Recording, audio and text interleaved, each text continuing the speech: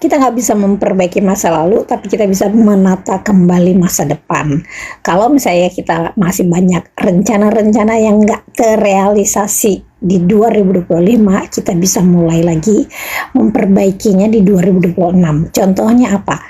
Bibir yang najis atau Yesaya 6 ayat 5 kita bisa baca sendiri.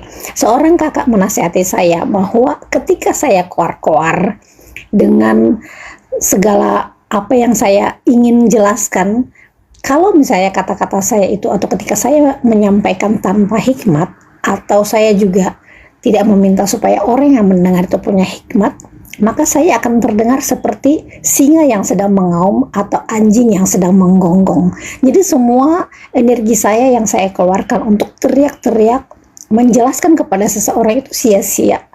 Nah, sekarang saya mau belajar untuk silent treatment. Silent treatment itu bukan saya banget. Apa yang harus saya lakukan adalah seperti berpuasa. Sama seperti berpuasa, tidak makan dan tidak minum. Maka silent treatment itu dilakukan seperti puasa. Puasa tidak bicara, tidak ngomong. Gimana menurut kamu? Kita nggak bisa memperbaiki masa lalu, tapi kita bisa menata kembali masa depan. Kalau misalnya kita masih banyak rencana-rencana yang nggak terrealisasi di 2025, kita bisa mulai lagi memperbaikinya di 2026. Contohnya apa? Bibir yang najis atau Yesaya 6 ayat 5 kita bisa baca sendiri.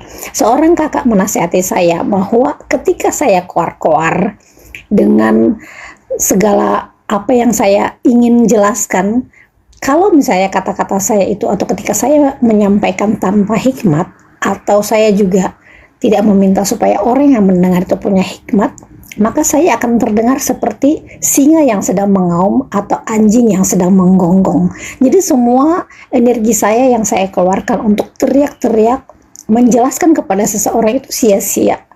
Nah, sekarang saya mau belajar untuk silent treatment. Silent treatment itu bukan saya banget. Apa yang harus saya lakukan adalah seperti berpuasa. Sama seperti berpuasa, tidak makan dan tidak minum. Maka silent treatment itu dilakukan seperti puasa. Puasa tidak bicara, tidak ngomong.